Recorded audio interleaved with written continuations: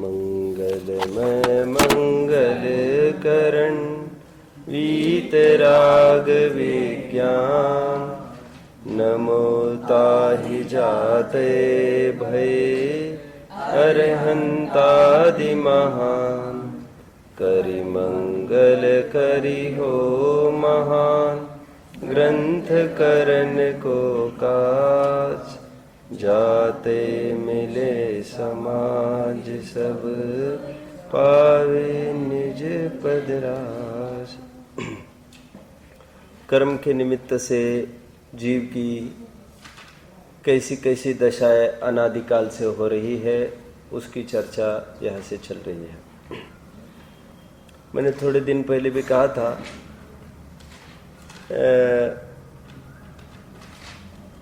जीवनधर का एक उदाहरण देकर आपको याद होगा कि जीवनधर को यदि काष्टांगार के विरुद्ध तैयार करना है तो पहले भली भांति उसके दिल में ये बात जमानी पड़ेगी कि कितने उपसर्ग और परिशह, कितने संकट इस काष्टांगार ने तेरे तथा तेरे परिवार पर ढाए हैं, और आज यदि वो संकट नहीं करता तो तू कहाँ होता। ये कहकर उसको उत्तेजित किया जाता है, उसका अभाव करने के लिए, काष्टांगार को परास्त करने के लिए।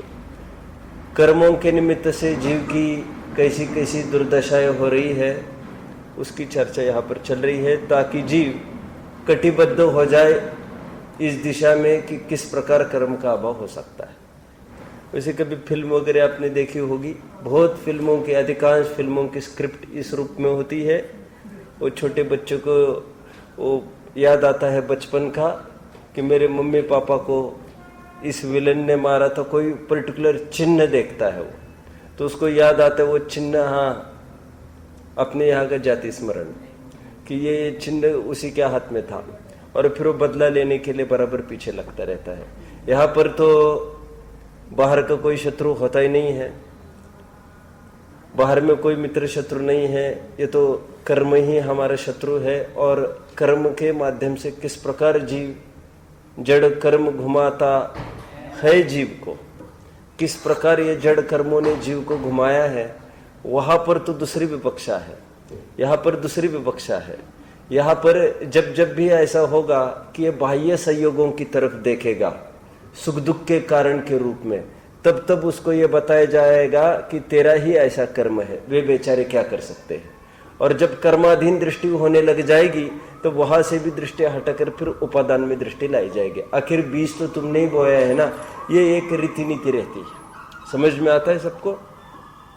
तो घाती कर्म के निमित्त से जीव की कैसी कैसी दुर्दशाएं हुई है, इसका एक प्रकरण अपना हुआ। एक दूसरा प्रकरण चलेगा, अघाती कर्म के निमित्त से जीव की कैसी कैसी दशाएं होती है, वो तो समझ में आती है। घाती कर्म के निमित्त से जीव की कैसी दशाएं हुई, उसने जीव के स्वभाव का घात किया। अच्छा, फिर अघाती कर्म ने तो कुछ नहीं किया ना जीव में सीधा आकर, लेकिन संयोग दिखा दिखाकर इतना प्रलोभन दिखाया है, इतना नचाया है जीव को, ये अघाती कर्म भी कुछ कम नहीं है। और इन्हीं के पीछे स्वभाव का घात भी होता आ रहा है। ये पकड़ रहे हैं क्या क्या कहा?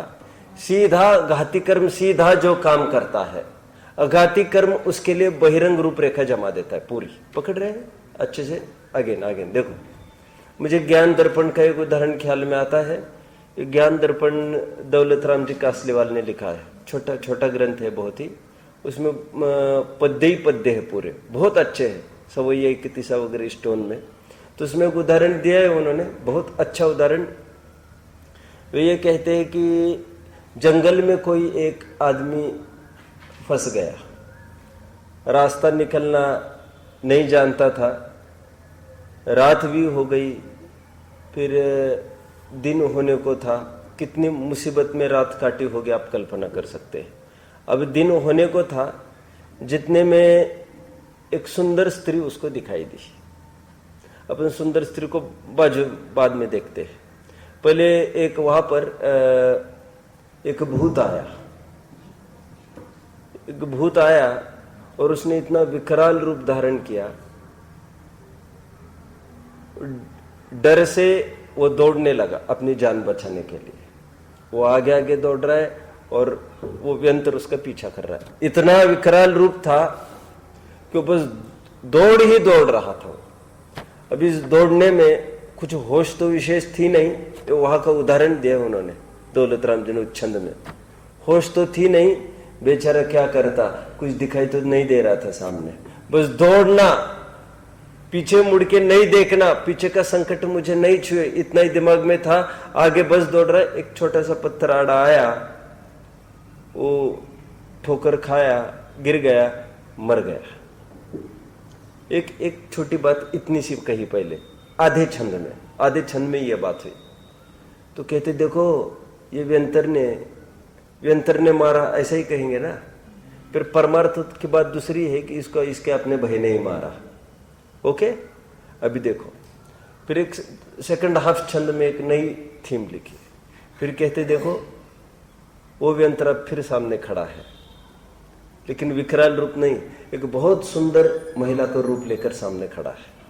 मैं यदि आपको ये कहता सुंदर महिला ही खड़ी है तो तब तो फिर और सस्पेंस में चला जाता पूरा। लेकिन मैं तो खोल कर ये बता रहा हूं कि वो व्यंतर ही सुंदर स्त्री का रूप लेके आया है।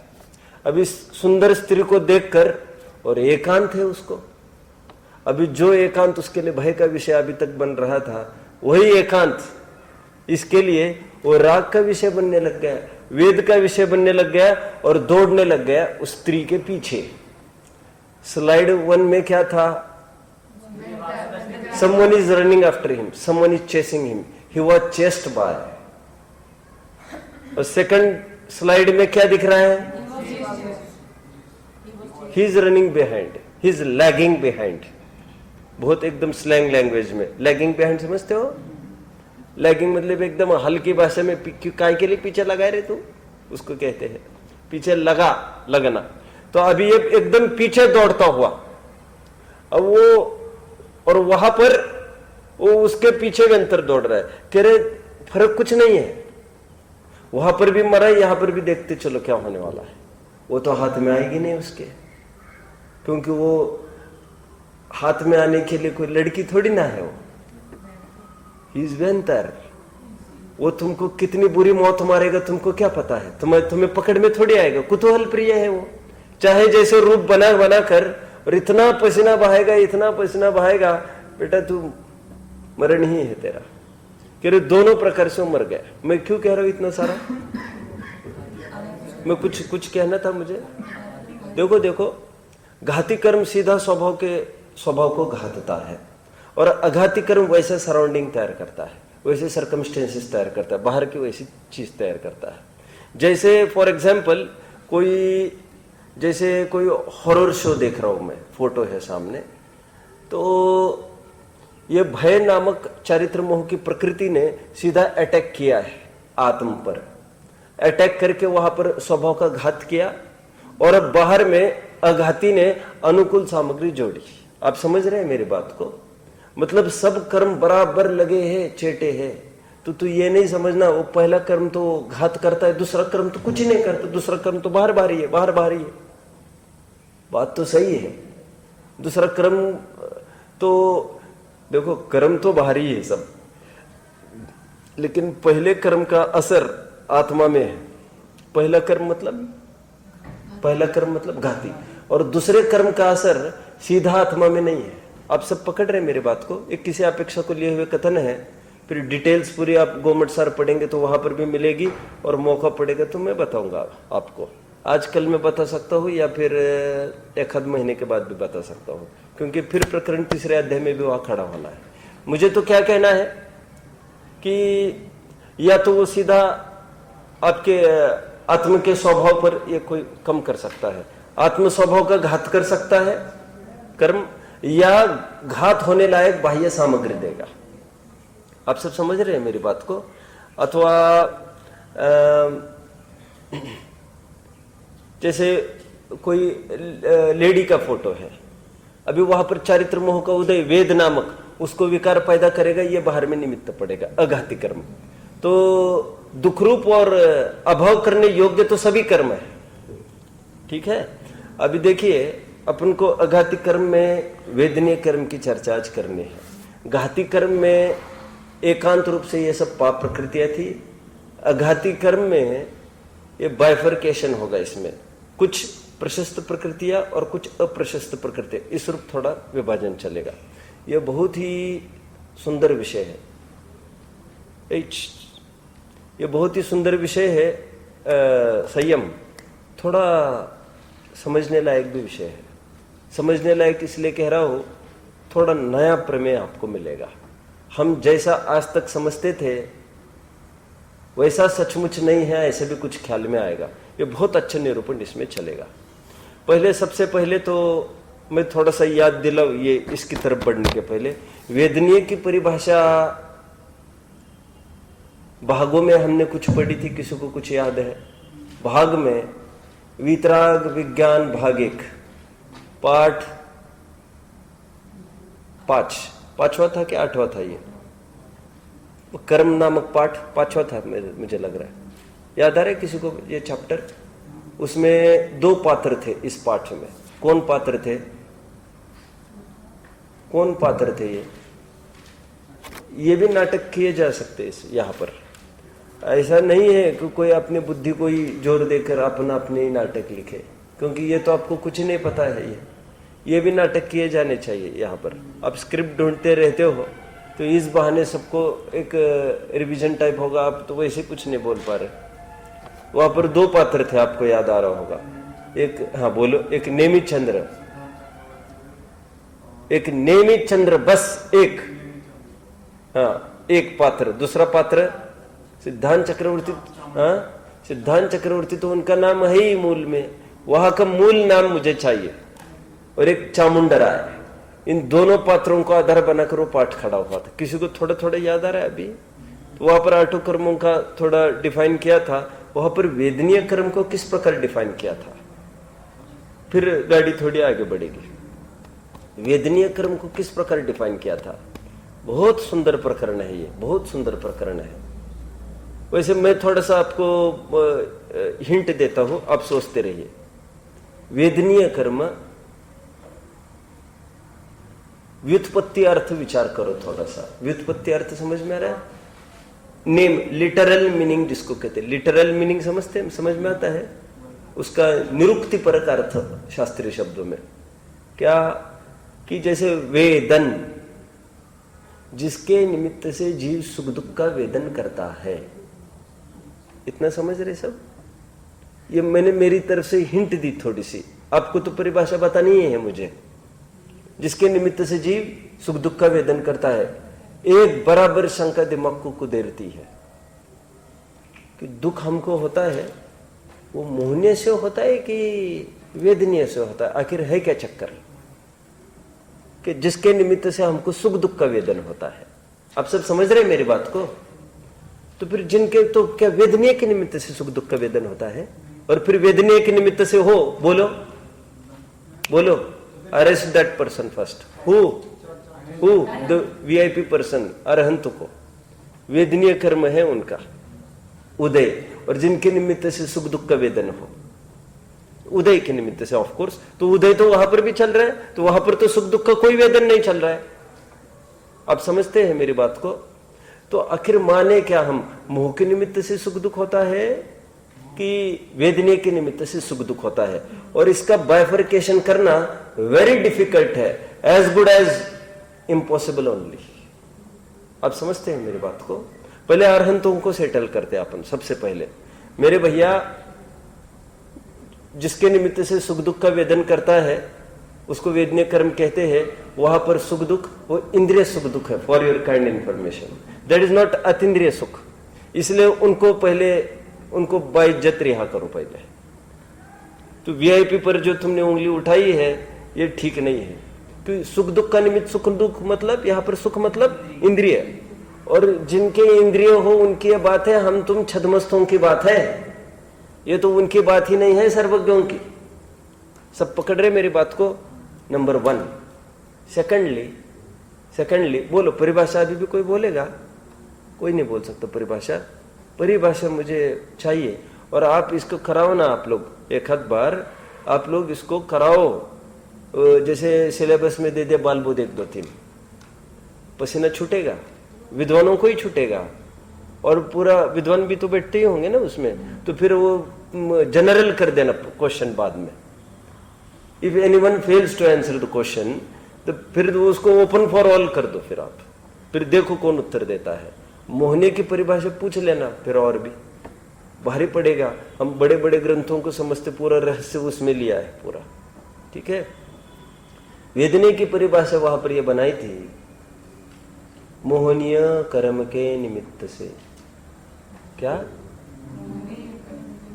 और देखना, और 3 कर्म के लिए मोहनीय से चालू थोड़ी की है परिभाषा। 3 कर्म मतलब कौन से? अघाती 3 की बात कर रहा हूं मैं। तो वेदनीय में ऐसा क्या है जो वहां पर मोहनीय के होते हुए की बात कर रहे? क्यों सीधा उनकी तरफ तीर लगा रहे तुम बार बार? किन की तरफ?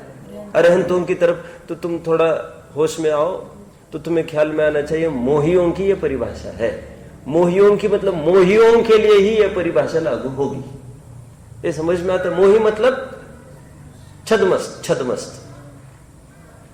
तुम समझ रहे मेरी बात को? अब मैं परिभाषा बताऊं वहां पर क्या थी। मोह के निमित्त से जीव जब सुख दुख का वेदन करता है, आगे बोलो, उस सुख दुख के उस सुख दुख में कारणभूत जो कर्म है उसे वेदनीय कर्म कहते हैं। तो फिर घूम फिर कर फिर वही कांटा खड़ा है। कौन सा कांटा खड़ा है? फिर आखिर भैया हम माने क्या मोह के निमित्त से दुख माने, क्या हम माने वेदनीय के निमित्त से? इतना क्लोजली रिलेटेड है ये, इसलिए वेदनीय क्या अभाव में अव्यवादत्व तो बोल दिया है। किसी को ज्ञान में है ये? किसी को ज्ञान में है? नहीं समझते आप लोग ये। मैंने अभी 8वीं वालों को खूब लिया प्रवेशिका में पिछले साल। मैंने कहा देखो, अनंत सुख और अव्यवादत्व अपने दोनों टर्म सुने होंगे। अनंत सुख क्या होता है? अनंत सुख क्या है? यह अरहंतों के होता है मोहनीय के अभाव में। और अव्यवादत्व क्या है? ये सिद्धों को होता है वेदनीय के अभाव में। और अव्यवादत्व के आगे और एक वर्ड भी जोड़ा जाता है बहुत जगह, अव्यवादत्व, अव्यवाद सुख। सुना है कभी? अव्यवाद सुख। अब फिर वहां पर फिर सुख आ गया। मतलब वेदनीय के अभाव में होता है कि, और फिर यहां इतना भी कह रहे हैं आप, अरहंतों में अव्यवादत्व तो नहीं है ना। उसका कारण एक है वेदनीय कर्म का उदय है अभी, और वेदनीय हटा, अव्यवाद सुख हुआ। तो सुख में कारण कौन माने फिर? और सुख में बाधक माने किसको फिर? मोहनीय को माने कि वेदनीय को माने? है ना, बहुत कठिन है, बहुत कठिन है बाइफर्केशन करना। ठीक है, अभी यहां पर तो क्या कह रहे देखिए, वेदनीय करता क्या है? तो मैंने अभी थोड़ा कहा था, वेदनीय बाहर टुकड़े डालता है। टुकड़े डालता है, समझ में आता है? टुकड़े डालता है, या तो प्रलोभन के टुकड़े डालता है, या बाहर में ऐसे सहयोग खड़े करता है।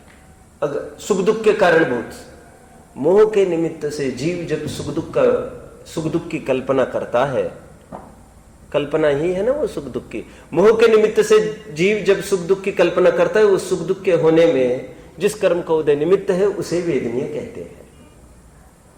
ठीक है परिभाषा। अभी देखिए वेदनीय करता क्या है। देखो, वेदनीय सामग्री जोड़ता है, या अनुकूल या प्रतिकूल। अनुकूल होगी वो सातवेदनीय के निमित्त से, प्रतिकूल होगी वो असातवेदनीय के निमित्त से। मैं रहस्य की बात थोड़ी बाद में बताऊंगा। अभी थोड़ा सा अपने को पहले चार्ट भी बनाना है इसका। चार्ट कैसे बनेगा इसका? चार्ट कैसे बनेगा इसका? इसमें चार्ट बनाते समय अभी तक तो इतना ही कहते थे हम कि ज्ञान आवरण कर्म के निमित्त से क्या क्या हालत होती है, दर्शनावरण के निमित्त से क्या क्या हालत। अभी क्या करना पड़ेगा? अभी ये करना पड़ेगा, साता असाता ऐसी दोनों बातें करनी पड़ेगी। तो इसमें ऐसा करें आप ऐसा लिख सकते हैं कि वेदनीय कर्म के निमित्त से, है ना, जीव की दशा। तो इसमें पहले तो असाता सातन के निमित्त से लिखो, साता वेदनीय कर्म के निमित्त से जीव की हालत। ये चार्ट बनेगा, चार्ट। ये पहले कॉलम में इतना लिखेंगे आप, सातवें वेदनीय के निमित्त से जीव की दशा। फिर पहला कॉलम, सेकंड कॉलम में आप ऊपर लिख लीजिए, ऊपर हेडिंग के रूप में कि शरीर में। थर्ड कॉलम बाह्य अचेतन, फोर्थ कॉलम बाह्य चेतन। कुछ समझ रहे? 4 कॉलम। अब पहले कॉलम का हेडिंग रहा होगा, पहले कॉलम का हेडिंग क्या दिया आपने? नहीं, हेडिंग क्या देंगे उसको? हेडिंग ये देंगे वेदनीय कर्म के निमित्त से जीव की हालत। तो किस किस में असर दिखाएगा वेदनीय? तो पहला पॉइंट है अपना 7 वेदनीय। तो शरीर में क्या हालत दिखाएगा? कितने जन फॉलो कर रहे चार्ट को? समझ रहे हैं ना चार्ट कैसे बनेगा? कितने जन ने बनाए चार्ट? दिखाओ मुझे लाकर।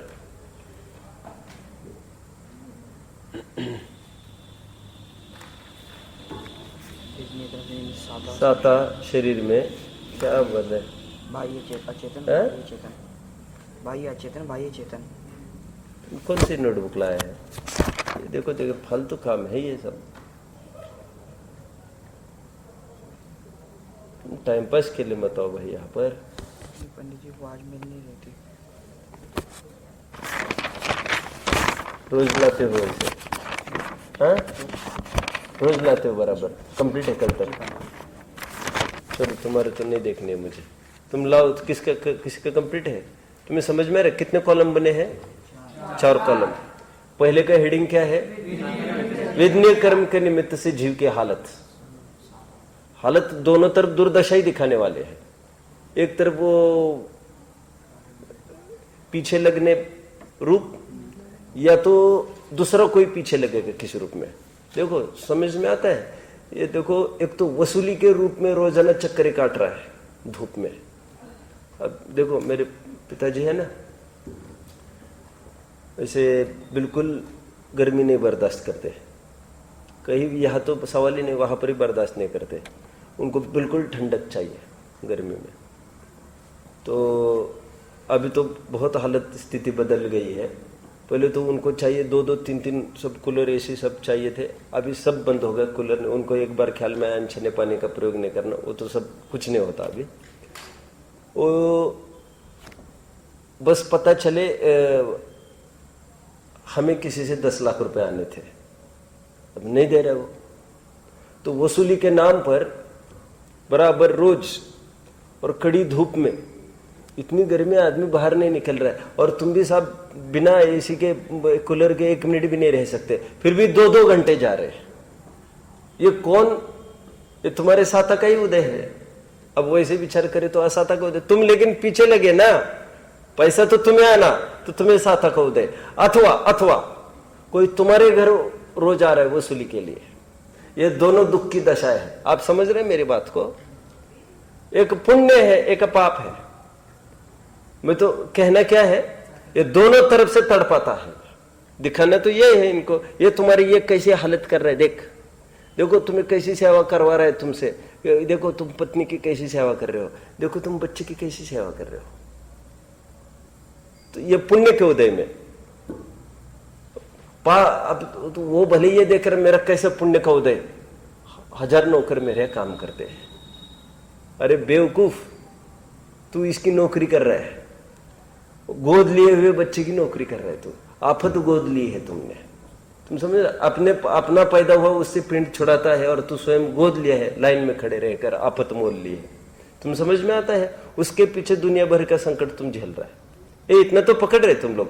तो ये कितनी दुखरूप दशा है, वो तो ये तो है ही। अब मुझे तो क्या कहना है, देखो अभी शरीर में उदय आएगा साता का, तो किस रूप आएगा? साता का इस रूप आएगा कि शरीर आपका आरोग्यवान होगा, शक्तिशाली होगा। लिखो वहां पर लिखो। इतना समझ में आया? अभी देखो बाह्य में लिखो, 3rd कॉलम है ना, बाह्य अचेतन में ऐसे लिखो, अनुकूल ऋतु पवन आदि, सुहावना मौसम आदि सब अनुकूल होना। अब फिर अचेतन में क्या लिखेंगे? 7 में मित्र, अनुकूल मित्र, पुत्र, स्त्री, चेतन में है, चेतन बहिरंग में, बाह्य में। कितने जन पकड़ रहे इतने पार्ट को? पकड़ रहे ना आप? अभी असाता में नीचे आओ, थोड़ा सा असाता में नीचे आओ। कोई प्रश्न है? हाँ, तुम छोड़ो, जो नहीं सुन पाए उसको तो छोड़ो, समझ में नहीं आए उसको पूछो। असाता में क्या लिखोगे आप? क्षुधा लिखो, जो मैं कह रहा हूं वो लिखो। हाँ, रोग, शक्तिहीनता, क्षुधा, तृषा, खेद आदि। खेद मतलब वो शारीरिक थकान, म्लान होना आदि आदि, ब्यूटी का नहीं होना आदि आदि, ये सब असाता के निमित्त से। और असुहाव ने ऋतु पवन आदिक, प्रतिकूल क्लाइमेट आदि होना होता है ना ऐसा। जैसे बादल आ गए, मेरे घुटने बहुत दर्द होने लगते हैं, और थोड़ा खोलू, अरे ये दोपहरी आती है, ये टाइम आता है, मुझे बड़ा बोर होता है, अरे ये बरसात क्यों आ गई क्या मालूम, समझ में आता है। अभी कहाँ आएंगे? ये अचेतन में क्या लेंगे, सचेतन में क्या लेंगे? शत्रु आदि जो घातक हो हमारे, ये सब इसके निमित्त से मिलते हैं। एक वेदनीय कर्म के निमित्त से जीव की ये हालतें होती है। अभी कंसेप्ट तो मैं खोलूंगा, ये तो मैं पहले टोडरमल जी को जो बोलना है वो मैं बोल रहा हूं पहले, ठीक है? कितने जन फॉलो कर रहे हैं मेरी बात को? तो मैं एक पैराग्राफ पढ़ने को तैयार हूं।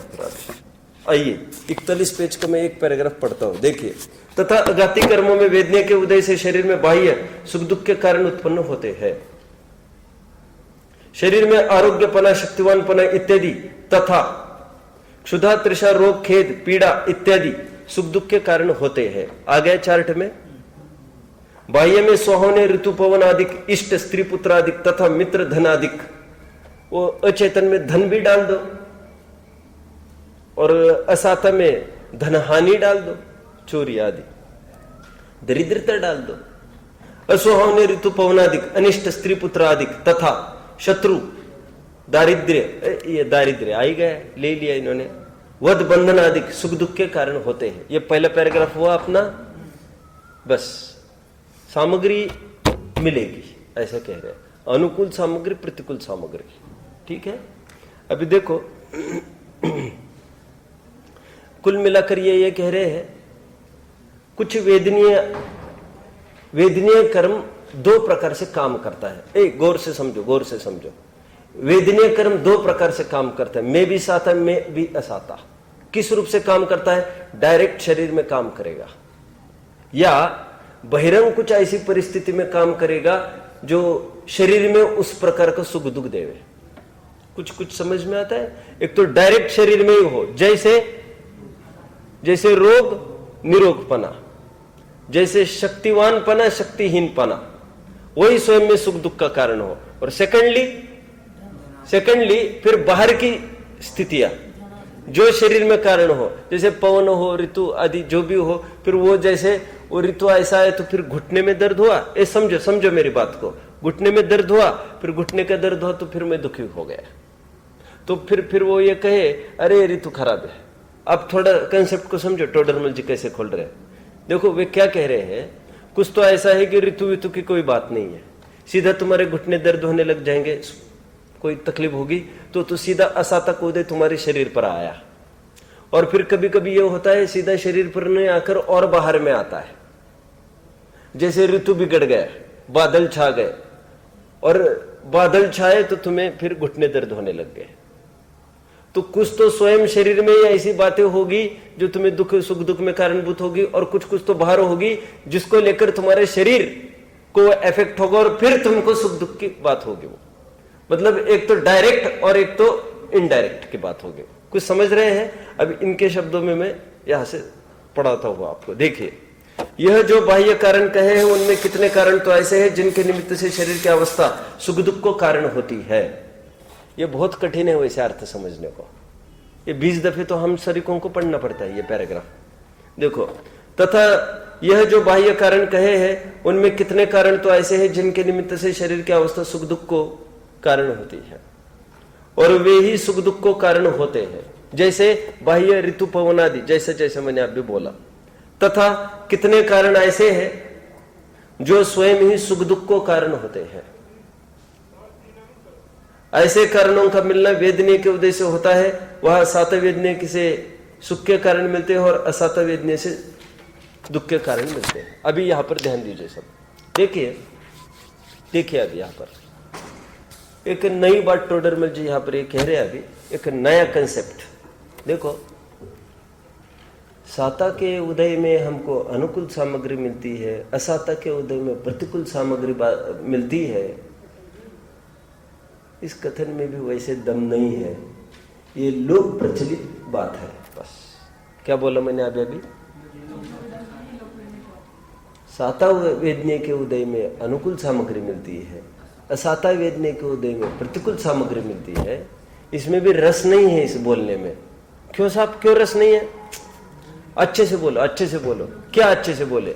अरे साता वेदनीय के कर्म के निमित्त से जो सामग्री सुख में कारणभूत है, असाता वेदनीय के निमित्त से वही सामग्री दुख में कारणभूत है। कोई ये असाता की ये सामग्री है, असाता की ये सामग्री है, ऐसी दो सामग्री अलग अलग नहीं होती। कितने जन फॉलो कर रहे बात को? ये कह रहे साता वेदनीय का उदय होगा तो आज्ञाकारी पत्नी मिलेगी, और असाता का उदय होगा तो अवज्ञाकारी पत्नी मिलेगी। अरे ऐसी बात नहीं कह रही है। कह रहे तुम 10 साल में तुम्हारा साता से असाता उदय पलटेगा तो क्या दूसरी शादी होगी क्या तुम्हारी? तो कहते हैं तुम्हारी जो आज्ञाधारी थी ना, वही 1 सेकंड में अवज्ञाधारी हो जाएगी। ये तुम्हारे कर्म के गुलाम है, तुम धोखे में नहीं रहना, तुम्हारा कोई गुलाम नहीं। तुम समझ रहे मेरी बात को? देखो देखो देखो, मैंने कभी आपको वो बताया होगा, नहीं बताया होगा।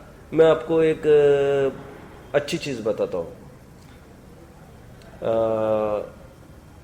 भरत और बाहुबली का युद्ध छिड़ गया है। एक नया स्क्रिप्ट बताऊंगा मैं आप सबको। ये नया स्क्रिप्ट आपने नहीं सुना होगा, कभी भी नहीं सुना होगा। दोनों आमने सामने खड़े हैं और भरत को यह लगा कि ये बाहुबली बड़ा हठीला है, इसकी आदत अभी गई नहीं है बेवकूफ की, बचपना भी गया नहीं है इसका। ये काहे के लिए जिद कर रहा है ये? मैं लड़ूंगा, ये बावला है ये। लेकिन छोड़ो ना, अपने जैसा बचपन में रीति रिवाज निभाया था वैसा ही आज निभाएंगे। उसको बाय दे देंगे। क्या क्या बोला? बाय दे देंगे। बाय समझते हो? Bye, what is bye? दे देना। चल जा तू जीत गया, तेरे से क्या लड़ना। बाय देना ये होता है, चल जा तुम्हारा सब, चलो। It's a favour done on you, seeing to your weakness. तुम्हारी कमी को देखकर लेडीज कोटा को 30% नक्की किया है और नारियों को अकड़ने की आवश्यकता नहीं है। क्यों? हरिजनों को जैसे रिजर्व कोटा दिया है, कोई हरिजन अकड़ता है क्या? वो उनकी कमजोरी की निशानी है, जो उनको कुछ और बल डालना पड़ा हमको, जो आपके बराबर पासंग में लाकर खड़ा करे। नहीं तो उनको कितनी तुच्छ दृष्टि से देखा जा रहा था। तो कह रहे ये फिर सामने आ गया, ये तमाशा करेगा अभी सबके सामने। छोड़ो, मुझे नहीं चाहिए राजपाट। ये लिसन, कौन? चक्र। वो चक्र प्रतीक है। काय का प्रतीक है? चक्रवर्तित्व का प्रतीक है वो। और वो उसी के पास रहता है जो सबसे समृद्धशाली होता है। चक्र का होल्डर वो सबसे टॉप आदमी है। तो उसने कहा सुन चक्र, तुम जाओ, बहुत पीछे लगा ये, जा तू उसी की चाकरी कर, चल निकल। सुनिए ये स्क्रिप्ट आपने। तो कहते ये भरत ने चक्र थोड़ी चला है गर्दन पर उसके। खामोश, जबान संभल के बात किया करो आप लोग। बड़े बड़े लोगों के बारे में कुछ भी अनसंड बोलते हो, ये बिल्कुल बर्दाश्त नहीं हमको। समझ में आता है? बदनाम करते हो, शर्म आनी चाहिए उनके। क्षायिक सम्यक दृष्टि ऐसा कभी कर सकता है क्या? ये स्क्रिप्ट जानते हो किसने लिखी है? ये स्क्रिप्ट लिखी है अभी 150 साल में रत्नाकर कवि ने भरतेश्वर बहु में। ये स्क्रिप्ट लिखी है गेंदालाल सिंघई चंदेरी के, और ये स्क्रिप्ट लिखी है डॉक्टर साहब ने। ये तीनों ने स्क्रिप्ट लिखी है ऐसी। मौलिक चिंतन अपना अपना। तो उन्होंने मना कर दिया युद्ध का। प्रथमानुक्त तो ऐसा होता है, उसमें मौलिक लिख सकते कुछ भी। थीम आपकी वो आपको वो कहना चाहिए अभिधेय। व्हाट इज अभिधेय? एक जो शिक्षा देने, मॉरल वितरागता, उसको आप सेफ रखते हो तो प्रथम योग में everything is fair, everything is fair then if your objective is proper. कुछ भी करो फिर तो 96 से 1000 से कराओ, नहीं तो और 50 लाख से कराओ, हमारा क्या बिगड़ रहा है? तुम छोड़ने वाले ना भैया, अब छोड़ने बाद में छोड़ने वाले तो फिर कर जोड़ो, फिर हमारा क्या बिगड़ रहा है फिर? ये तुम समझ रहे मेरी बात को? देखो सुनो, बोलो मत कोई। अब उसने छोड़ दिया वो चक्र। मैं क्यों बता रहा हूं? कोई सिद्धांत बताएगा ये? मैं इतना क्यों बता रहा हूं? सिद्धांत चाहिए मुझे। वो चक्र छोड़ दिया, वो गया बाहुबली के पास चक्र। वो बाहुबली के पास चक्र गया और गोल गोल घूमने लग गया, और गोल गोल घूम के वो लौट के फिर भरत के हाथ में आकर खड़ा हो गया। और वो भरत को एक, क्यों रे नालायक, तुम्हें गेट आउट बोला था ना मैंने, यहां से भगा दिया था ना। सर, क्या सर? दरअसल बात यह है कि आपने तो यहां से निकाल दिया, हमने बहुत सोचा, लेकिन आखिर हम आपके और आपके वचनों के तो गुलाम है नहीं। हम आपके पुण्य की चाकरी करते हैं, आपकी नहीं, अथवा आपके पूर्व पक्ष की चाकरी करते हैं, पूर्वकृत की, वर्तमान की चाकरी नहीं करते। कितने जन बात को समझ रहे हैं? हम तुम्हारी काय के लिए सुनने को बैठे? हम तो जैसा तुम्हारा उदय है अकॉर्डिंग टू दैट हम चलते हैं। हम तुम्हारे पुण्य के गुलाम हैं, तुम्हारे गुलाम हैं, ऐसे तुम भ्रम नहीं पालना चाहिए। मैं क्यों कह रहा हूं इतना सारा? सिद्धांत बताएंगे आप लोग आज। ये भी वेरी नाइस। आज देखो इसका हाथ खड़ा है, ये बोलेगा कि क्या मालूम? बोलो बस। तो कहते कैसे पाप का उदय, कैसे नारी मिली है, कैसे पुण्य का उदय है उनके, कैसे अच्छी पत्नी मिली है। अरे ऐसा नहीं है कुछ बात। सुख का फीलिंग हुआ दैट इज साता का उदय, दुख का फीलिंग हुआ दैट इज असाता का उदय। A come to conclusion then. क्या फिर साता असाता is nowhere related with the surroundings. It totally depends upon the way you think. बात घूम गई, अभी एकदम घूम गई। सुनो सुनो सुनो सुनो। इसलिए वेदनीय कर्म को जीव विपाकी प्रकृति कहा है। क्या बोला? अब जानते हो जीव विपाकी प्रकृति क्या? इस प्रश्न ने आपके पवन ताऊ जी है ना, उनको बहुत मथ डाला था, और बहुत रात दिन उनको क्या बोले। एक दिन मैंने क्लास में ऐसा बोला एक बार, तो तब से उनको ये ऐसा लगा आज आप क्या बोले, और फिर उनको इतना भाया वो विषय। फिर निरंतर थ्रू आज भी जब चाहे 15 दिन में चर्चा करते ही है। फिर वो उन्होंने विदेश में भी बात की, फिर विदेश के लोगों ने फिर निरंतर क्या बात कर, क्या? हाँ मैंने कहा ऐसा ही है। फैक्ट ये है इसमें कोई भी कर्म का उदय 148 में से कोई भी कर्म ऐसा नहीं है जिसका उदय शरीर से बाहर कोई आए। क्या बोला मैंने? क्या बोला? आगे 148 कर्म की प्रकृतियों में एक भी प्रकृति ऐसी नहीं है जिसके उदय के निमित्त से हमको, बोलो, अरे घर मकान दुकान बीवी बच्चे छोड़ो, कपड़े की भी नहीं हो सकती। कौन सा कर्म है ऐसा जिसके निमित्त से हमको अच्छे कपड़े मिलते हैं? कोई कर्म का उदय? कुछ नहीं है। और कर्म के पहुंच मात्र शरीर तक है। तुम्हारा कितना भी पुण्य फलेगा ना, तुम्हारे शरीर तक ही फलेगा। प्रशस्त प्रकृति, तीर्थंकर भी प्रकृति फलेगी, वो तुम्हारा परमावतारिक शरीर तक ही फलेगी तुम्हारे। समझ में आता है? तीर्थंकर का उदय आएगा ना, 66 दिन क्या हो रहा है? कुछ भी देशना नहीं कर रहे, क्योंकि that is limited only to the परमावतारिक शरीर। और तीर्थंकर प्रकृति का उदय तो 14वें गुण स्थान में भी है, वहां पर तो समशरण भी नहीं, कुछ नहीं है, योग निरोध के बाद भी नहीं है वो तो। और तीर्थंकर प्रकृति बरकरार, तो only related with the body, उससे बाहर कोई कर्म का लेना देना नहीं होता। और जो कहा जाता है बहुत स्थूल और उपचार का कथन होता है। समझ में आता है क्या कहा? कितने जन पकड़ रहे बात को? देखो सुनो। अच्छी बात है, मैंने कहा तो थोड़ी नई स्क्रिप्ट है इसकी, थोड़ा समझना। देखो इसका मतलब सीधा ये हुआ, झोपड़पट्टी में बैठकर कोई बढ़िया आराम से नींद सोता है, साकल कुंदी भी नहीं है, लैच नहीं है उसके दरवाजे को, दरवाजा ही नहीं है। भाई साहब तुम कहाँ बात कर रहे हो? दरवाजा नहीं आराम से सो रहा है तो बोलो बोलो, बात को पूरी करो। उसके साता का उदय है, ये फैक्ट है। और जिसके बहुत धन दौलत है और बराबर चिंता है, इसको कोई लेके कोई किसी भी प्रकार की, उस समय वो असाता का उदय भोगता है। आप से समझ रहे, क्योंकि बाहर की सामग्री के नहीं होने से असाता कहेंगे। तो समस्त मुनीश्वरों को जिन्होंने ठोकर मार के वहां पर गए हैं, तो उन्होंने आफत मोल ली के फिर साता, अभी उनका साता का उदय चल रहा है, कैसे भी मुनि होंगे, ये कहने की आपत्ति पड़ेगी। कुछ पकड़ रहे? तो बहुत साल पहले मैंने एक परिभाषा पढ़ी कोश में विवाह की। किसकी किसकी परिभाषा? विवाह, शादी, शादी होती विवाह कहते, जानते ना आप लोग। अकलंग स्वामी ने राजवार्तिक में ऐसी परिभाषा लिखी है, ऐसे लिखी देखो, साता वेदनीय के निमित्त से एक प्लस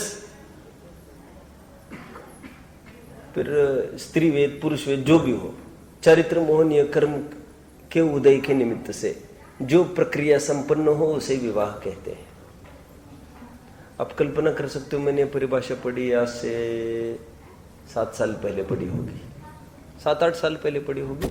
और मैं वैसे नया तो क्या है, 3-4 साल तो हो गए थे मुझे धर्म मार्ग में आकर, तो मुझे वैसे ज्यादा ज्ञानी तो बिल्कुल नहीं था मैं तब तो फिर मैं थोड़ा सा ऐसा देखा क्या लिख रहा है, क्या लिख रही है, तो मुझे कंसेप्ट दिमाग में ये आ गया, अरे ये सब ब्रह्मचारी असाता के वेदनीय के वाले हैं क्या? क्या वहां पर क्या लिख रहे विवाह की परिभाषा में? समझना प्रकरण को गौर से समझना। अभी साता वेदनीय के निमित्त से ये विवाह संपन्न होता है, और साता वेदनीय से होता है साथ, नहीं तो फिर कोई नहीं मिलती तुमको असाता का उदय से, ठीक है। तो फिर मैं ये सोचने लगा, जो भी ब्रह्मचारी है वे सब क्या असाता में है क्या? देखो, और महावीर ने जो शादी नहीं की तो पुरुषार्थ के घोड़े पर काय के लिए चढ़ा रहे आप उनको? देखो 2 बातें कहूं, बहुत रिश्ते आए थे, सबको ठुकरा कर ऐसे कुंवारे रहे। ब्रह्मचारी अभी नहीं समझते कोई शब्द प्रॉपर, कुंवारा तो सब समझते, कुंवारे रहे। और बहुत राह देखी, कोई नहीं मिला, फिर अभी ऐसे ही धरे पड़े। ये 2 हालतें हैं। तो एक जन की पीठ थपथपाता है जमाना, और एक जन के सामने आकर आंसू बहता है। अब देखो, इसको तो स्वप्न में भी कोई कहेगा कि पुरुषार्थ को पाप का उदय है इसके। आप समझ रहे मेरी बात को? तुम ऐसा लगा ये क्या बोल रही है, ब्रह्मचर्य के ऐसा तक। तो फिर देखो एक बात ख्याल में आई, गोमट सर में फिर एक दिन पढ़ा, ये तो जीव विपाक की प्रकृति है। जीव विपाक की प्रकृति मतलब it depends on how we feel. इसका मतलब शादी रहते हुए भी साता का भी उदय हो सकता है, असाता का भी, और ब्रह्मचारियों को भी दोनों संभव है। कितने समझ रहे हैं मेरी बात को? और फिर उनके तो कोई पत्नियां देवियां ही नहीं है। किनके अनुदिश, 9 ग्रेव्यक, 9 अनुदिश, 5 अनुत्तर, इनकी कोई देवियां नहीं, और महासाता का उदय है। फिर क्या करेंगे आप? अरे वो एकदम स्थूल परिभाषा है, जो पुद्गल और संयोग की तरफ से परिभाषित करते हैं साता को, वो स्थूल है। साहब इनके बड़े साता का उदय है, क्यों? बंगला है, गाड़ी है, मोटर है, आदि आदि। ये स्थूल कथन है लोक का, क्योंकि लोक में ऐसा प्रचलित है कि जितनी सामग्री उतना सुख, और अपना चरणन योग भी इसको कहता है। देखो साहब, सम्यक तो होगा तो क्या क्या मिलेगा? ओजस, तेजो, विद्या, विजय, यशो, वृद्धि, विजय, विभव, सनाथा, महाकूला, महारथा, मानव, तिलका, दर, ऐसे बहुत डाल दी समंतभद्र स्वामी ने। इस घर में जन्मोगे, दरिद्र नहीं होगे, अमीर होगे, ऐसा शरीर होगा, वैसा शरीर होगा। तो सातवेदने के रूप में बोली बात है ये। नहीं तो देखना, सम्यक दर्शन नहीं होगा तो दरिद्र होगा, ये होगा, वो होगा। तो अनुकूल प्रतिकूल ऐसा लोक में प्रचलित है, अपने चरणन योग में भी स्वीकार किया गया। लेकिन परमार्थ से ऐसा नहीं है। परमार्थ से it depends on how we feel. जीव विपाकी प्रकृति है वेदनीय, समझ में आता है? आगे बढ़ना। और वो भी किन को? मोहियों को, क्योंकि अरहंतों में तो वो जाएगा ही नहीं। अरहंतों के तो साता का उदय है। आप जानते हो, और एक बात बहुत बड़ी, तीर्थंकरों के भी असाता का उदय बताया गया है। क्या बोला? कोई जानता है इसको? नहीं जानते। वैसे क्या है सुनिए समझिए, तीर्थंकर क्यों जो अरहंत है ना, अरहंत 13वें गुण स्थान वाले, सभी उनके दोनों का उदय चलता है, साता वेदनीय का, असाता वेदनीय का। लेकिन असाता का उदय बहुत थोड़ा है, साता का उदय बहुत ज्यादा है। लेकिन असाता का उदय अरहंतों के भी है, तीर्थंकरों के भी है, ये कोई कम बात है? आप समझते हैं मेरी बात को? लेकिन डरने की क्या बात है? क्यों मोहने ही नहीं है वहां पर, तो साता का भी हो असाता का भी हो, फर्क क्या पड़ना? मोहने का आनंद सुख तो वैसे बोल रहे हैं अपन, मोहने के होने में ही सब बातें हैं इसमें। कितने जन पकड़ रहे? इसलिए परिभाषित किया मोहनीय के निमित्त से, मोह के होने से जो सुख दुख की कल्पना होती है। कल्पना है ये सुख दुख, ठीक है? सुख दुख काल्पनिक नहीं है, सुख दुख का आधार कल्पना है। कितने जन समझ रहे हैं? सुख दुख के परमार्थ से सुखी दुखी होता ही नहीं फिर आदमी, क्या कल्पना है ये? सुखी दुखी तो आदमी होता है, उसका आधार कल्पना है। कुछ कल्पना करे मनगढ़ंत और सुखी भी हो रहा है, इंद्रिय सुख, और फिर दुखी भी हो रहा है। एक पैराग्राफ पढ़ते हैं, आइए देखिए, फिर मैं और इसको खोलूंगा। देखो, यहां ऐसा जानना कि मिल रहा है सबको? पढ़ना रॉबिन।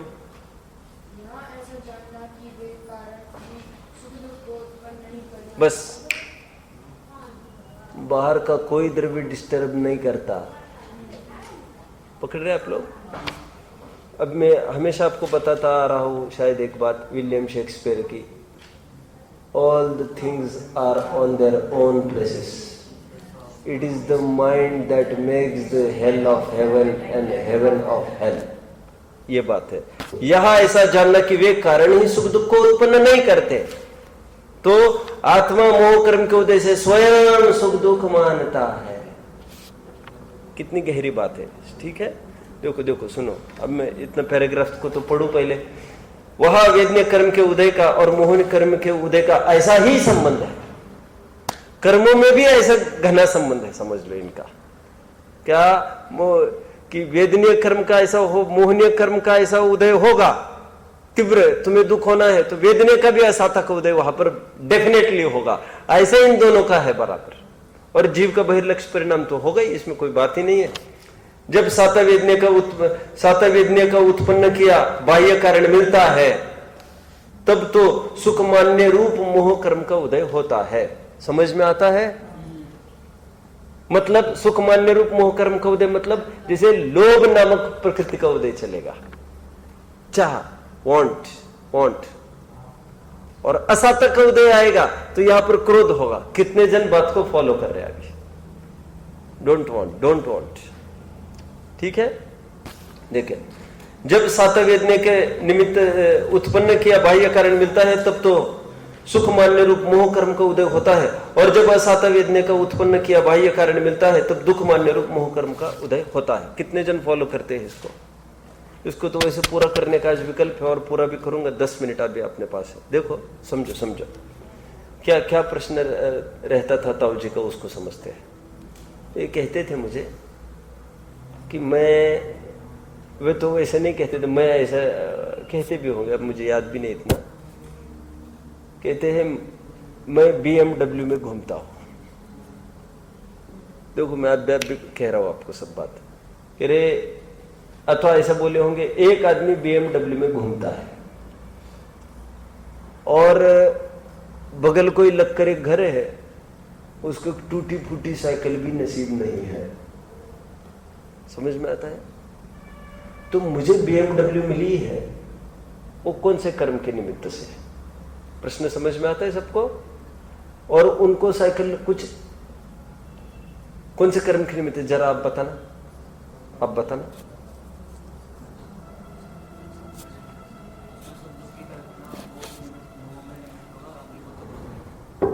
मैंने कहा 148 कर्म प्रकृति में, ऐसी कोई प्रकृति नहीं जो बाहर का सहयोग मिलता है। बाहर का सहयोग के नाम पर ओनली शरीर है, ओनली शरीर, बस। आप कैसी बात करते हैं? तो BMW मेरे पास मुझे मिली है ऐसा मानते हैं, ये गफला है बहुत बड़ा। आप कैसी बात करते? फिर मुझे ही क्यों मिली? मुझे तुम्हें नहीं मिली है ना, हम यही कह रहे हैं ना, तुम्हें नहीं मिली है। अब कैसे तुम मेरे सहयोग में, मेरे सहयोग में? अरे सहयोग फयोग कुछ नहीं होता, कैशियर के हाथ में लाखों करोड़ों का माल है और रोज घूम रहा है, जितना पैसों में वो खेल रहा है, वो लिटरली खेल रहा है पैसों में, और जितने बड़े बड़े हैं वो लिटरली बिना जेब वाले हैं। समझते हैं आप? जितने पैसे वाले हैं वे बिना जेब वाले हैं, और वो कैशियर बेचारा कितना तो कमाता है और सब उसके हाथ में रहता है। तो मुझे मेरा कोई उदय नहीं जिसके निमित्त से मुझे मिला, ये बात छोड़ो। और सहयोग तो फिर मैंने कहा धर्म अधर्म आकाश छो द्रव्य सब रहते, तो ऐसे भी कोई उदय है क्या सबका? फिर पुद्गल, फिर क्यों तिजोरी में पैसा रखेंगे? फिर तिजोरी के भी पुण्य कर्म का उदय कहना पड़ेगा सहयोग के कारण। हाँ सुनो सुनो सुनो, अच्छा अच्छा अच्छा अच्छा, क्यों क्यों जी, कभी आप उसके झोपड़ी में गए? हाँ 2 बार गए तो बीमार था तब। क्यों जी? कभी वो आपके घर में? हाँ वो तो जब चाहे आता रहता है। जब आपके घर में आया होगा उसके सातवें का उदय हुआ होगा फिर। और जिस BMW में आप घूमते हो, आपका ड्राइवर भी घूमता है, तो उसका आपके बराबरी का पुण्य उसका भी कहेंगे तो आप मंजूर करते हो इसको? आप समझ रहे? It depends on how we feel. फिर एक दिन ये बोले, एक बड़े रहस्य को खोलाओ। सीक्रेट मैं खोलू। बोले, इस गाड़ी में घूमने में मुझे बहुत तकलीफ होती है, बहुत तकलीफ। बोले इसको थोड़ा भी टच हो जाए ना कहीं, इसका डेंटिंग पेंटिंग भी हो जाए ना, मात्र एक सामान्य टच कॉस्ट्स इन लैक्स। मैंने बोल दिया है, मुझे 80 लाख 1 करोड़ की गाड़ी नहीं चाहिए, मुझे तो 10 लाख की भी नहीं चाहिए, 10 के अंदर के मुझे लाओ। इसमें इतना दिल धड़कता है और निरंतर यही टच न हो, वहां टच न हो। क्या भोग रहे तुम? क्या भोग रहे? 1 करोड़ की सामग्री नहीं, 1 करोड़ की सामग्री संबंधी विकल्प, संभाल संबंधी विकल्प, असाता वेदने का। और वहीं पर बैठे कोई, अरे जाने दो ना, लुटने पिटने दो, एक्सीडेंट होगा, कुछ होगा, सोने दो चुपचाप, एंजॉय। जो होगा ठोकर लगने के बाद उठा देना, उठ जाएंगे। वही बगल में बैठा है, वो सातक का उदय भोग रहा है। सहयोग से क्या होता है? गाड़ी में तुम्हारे वे भी बैठते हैं, तुम भी कभी उनके घर जाते, कि तुम्हारे पाप का उदय आता है कि तुम घर पर जाते? तो आप समझ रहे सब मेरी बात को? देखो क्या उदाहरण देते हैं। अब ये क्या कह रही है? निर्मोही मुनियों को उपसर्ग परिचय आता है, तब भी वे दुख का कारण नहीं मानते, और मोही जीवों को कोई उपसर्ग परिचय नहीं आकर भी उसके आशंका कर करके दुखी होते हैं, तब भी उनके असाता का उदय जानना। कितने जन बात को समझ रहे हैं? ओके, देखो देखो देखो। तथा यही कारण किसी को सुख का, किसी को दुख का कारण होता है। कोई सामग्री साता उदय असाता उदय से कहेंगे मिली है, तो आपत्ति कितनी बड़ी होगी मालूम? कितनी बड़ी आपत्ति होगी? कोई सामग्री, जैसे बाप बेटा दोनों एक घर में रहते हैं, अब बाप को फूटे आंख नहीं सुहाती वो चीज, और अक्सर ऐसा होता है, और बेटे को तो बहुत अच्छी चीज लगती हो। अब वो सामग्री साता के उदय से आई क्या साता के? किसके उदय से आई? साता के क्या साता के? बाप देखकर उसको कहता है ये कभी बाहर ले जाके हम पटक देगा वहां पर, और लड़का कहता है ऑन देकर लाई है गाड़ी, कुछ गाड़ी हो कुछ भी हो, तो वो सामग्री साता से है क्या साता से है? और सब भाई घर में तो सभी जन रहते, अरे वो किस रूप से देख रहा है उसको, वैसा उसका उदय चल रहा है, ठीक है। और फिर सहयोग से ही साता साता का उदय हो, तो आज महावीर को जो जो गालियां देते हैं, बोलो महावीर के भी असाता का उदय कहना पड़ेगा। परमार से हमको कोई गालियां देवे तो लोक में क्या कहते हैं? छोड़ो छोड़ो, आपने असाता का उदय क्या करे। तो महावीर को कोई गालियां देवे यहाँ पर बैठ के, तो क्या कहने का प्रसंग बनेगा? स्वर्णिम, उनके असाता का उदय सिद्ध होगा। और हम बहुत प्रशंसा करो, बहुत साता का उदय है, देखो यात्री आ रहे हैं, अभी 25 जाएंगे, अभी 5 खड़े यहाँ पर, अभी बाहर निकलेंगे और 10 और घुस जाएंगे। समझ में आता है? मतलब कितना पुण्य का उदय भगवान को देखो। फिर रोज अपन तो 100 जन तो है ही यहाँ पर रोजाना हाजिरी देने को, मतलब भाई उदय नहीं भैया, इनका क्षय हो गए हैं, तुम काय की बात कर रहे हैं अभी? तो बाह्य सहयोग से कुछ होता ही नहीं। तो जैसे भगवान को कुछ नहीं होता, हमको भी कुछ नहीं होता उसका। It depends on how we feel, what you feel, सब अपने फीलिंग को लेकर है। और ये पूरा फीलिंग का फैक्ट्री इन्होंने इसी में खोला है, वेदनीय में। सब समझ रहे मेरी बात को? देखो आइए आइए और सुनो, बाप बेटे दोनों मर जाएंगे फिर भी वो घर खड़ा रहेगा वहां पर, तो फिर किसके कर्म के निमित्त से? ये किसका? फिर अपने ये कहना पड़ेगा लड़का बाप तो मर गए लेकिन पुण्य कर्म यही रह गया उनका। भैया तुम्हारा पुण्य कर्म ले जाओ, भाई पुण्य कर्म ले जाओ। फिर किसके उदय से आए वो? अरे कुछ नहीं होता ऐसा, सामग्री किसी उदय से होती ही नहीं है कोई, वो तो अपन क्या फील करते हो उसकी बात होती है। सामग्री पहली बात तो मिलती ही नहीं है। देखो रैपिडली, तथा यही कारण किसी को सुख का किसी को दुख का कारण होता है। जैसे किसी को सातवेदने के उदय से होने पर मिला हुआ जैसा वस्त्र सुख का कारण होता है, वैसा ही वस्त्र किसी को असातवेदने के उदय होने पर मिला सो दुख का कारण होता है। पकड़ में आता है? सेम वस्त्र किसी को सुख का कारण, किसी को सुख का कारण हो उसके सातक का उदय समझना, असातक का जिसका उदय हो उसको दुख में कारणभूत होता है। Same fabric. आगे इसलिए बाह्य वस्तु सुख दुख का निमित्त मात्र होती है। निमित्त मात्र मतलब पिछले साल मैंने एक उदाहरण दिया, बस हाजिरी मात्र लगाती है, उसका अपना कोई रुख नहीं होता।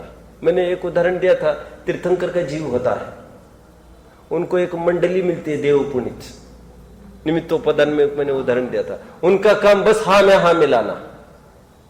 जैसे तीर्थंकर का जीव कहेगा सब ऐसा करना, अब भाई वाह वाह क्या बात करे आपने, क्या बात क्या बात। उनका कुछ नहीं अपना, चाटुपना तो स्लैंग लैंग्वेज है, चाटुपना तो स्लैंग हल्की लैंग्वेज है। वो तीर्थंकरों के ऐसे थोड़ी बनेगा। तीर्थंकरों के उनका पॉइंट ऑफ क्रेडिट, वो कहते हैं ना क्या क्या, दाद दाद देना, दाद देना, दाद खुजली वाली दाद नहीं, वो दाद दाद होती है, वो उसको एक मोटिवेट करने के लिए बोला जाता है। वो तीर्थंकर कुछ बोले बस वो ऐसी बस हाँ में हाँ करते हैं, वो एक उनके पुण्य की निशानी होती है। मैं क्यों कह रहा हूं इतना सारा? निमित्त ऐसा होता है, सब ऐसा ठीक है, ऐसा ऐसा नहीं ठीक है, ऐसा नहीं, तो वो निमित्त है बस। देखो आगे, सुख दुख होता है वह मोह के निमित्त से होता है। निर्मोही मुनियों को अनेक रिद्धि तथा परिचय आदि कारण मिलते हैं, तथापि सुख दुख उत्पन्न नहीं होता। मोही जीव को कारण मिलने पर अथवा बिना कारण मिले भी अपने संकल्प ही से सुख दुख हुआ ही करता है। वह भी तीव्र मोही को जिस कारण के मिलने पर तीव्र सुख दुख। हाँ, एक नया पॉइंट और डाल दे एंड में, तीव्र और मंदता को लेकर। तीव्र मोही को तीव्र दुख, मंद मोही को मंद दुख, ऐसा। लेकिन मोह का तो प्रकरण ही नहीं चल रहा था, अघाती चल रहा है वैसे प्रकरण। ये नोट करो सब बात बराबर, नोट करो मतलब दिमाग में। अरे पेन पेन नहीं, नोट करो मतलब ये दिमाग में रखो ये बात। मोह को बोल रहे हैं और चल रहा है प्रखंड वेदनीय का, और अन्यत्र कहीं नहीं बोलेंगे मोहनीय की चर्चा। और घाती की चर्चा तो खत्म हुई, मोह में तो कर ही चुके थे। इसलिए सुख दुख का मूल बलवान कारण मोह का उदय है। ठीक है, अन्य वस्तुएं हैं वे बलवान कारण नहीं है, परंतु अन्य वस्तुओं के और मोही जीव के परिणामों के निमित्त निमित्तिकपना मुख्यतया पाया जाता है। उससे मोही जीव अन्य वस्तु ही को सुख दुख का कारण मानता है। इस प्रकार वेदने से सुख दुख का कारण उत्पन्न होता है। ओम नमः। क्या प्रश्न बोलो?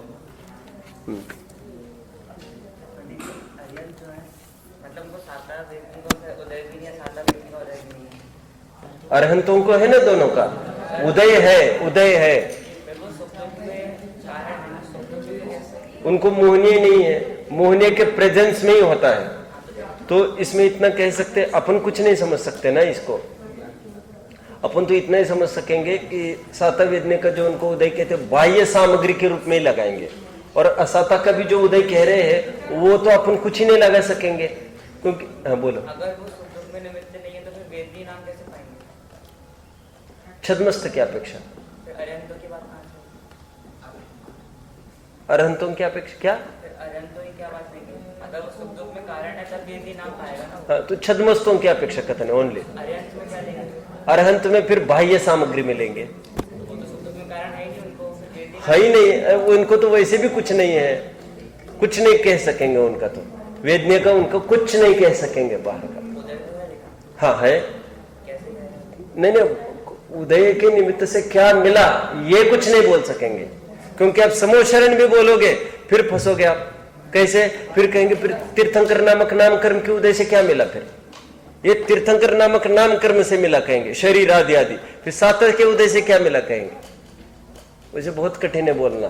क्यों? जो अपन शक्तिपना देखा, आरोग्यवानपना देखा, ये सब नाम कर्म की प्रकृति ऐसी, स्थिर नामक नाम प्रकृति ऐसी, सब शरीर अच्छा रहना ऐसा, ये तो नाम कर्म लेता है। साता एक व्यापक कथन है, समझते हैं? अच्छा, अच्छाई के रूप में। अपन अरहंतों में कुछ नहीं ले सकेंगे साता से, अपनी तरफ से बात अपनी तरफ से ही बात है। इसलिए मैंने कहा ना, वो इंद्रिय सुख दुख, मैंने पहले ही आपका ध्यान इस तरफ दिलाया कि वो परिभाषा एकदम वो मात्र छतमस्तों को है, सुख दुख का वेदन होना। ठीक है, चलो ओम नमः।